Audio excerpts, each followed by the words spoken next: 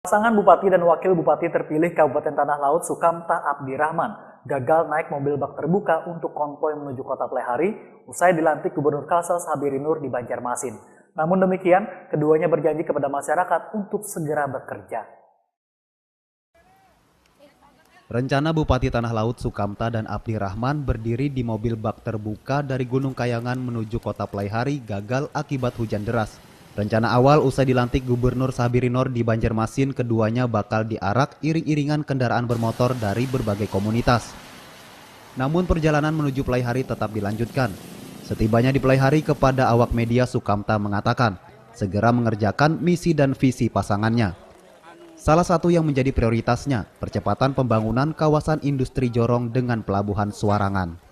Menyelesaikan program-program 2018 sekaligus memulai visi misi kita untuk 5 tahun ke depan.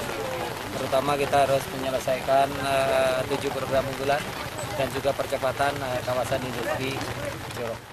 Warga dan komunitas menunggu kedatangan pasangan bupati dan wakil bupati dengan sabar. Mereka tak bergeming meskipun hujan terus mengguyur kawasan Gunung Kayangan. Mereka baru bergerak setelah konvoi menuju Kota Pleighari. Dari Tanah Laut, Zulkifli Yunus, iNews melaporkan.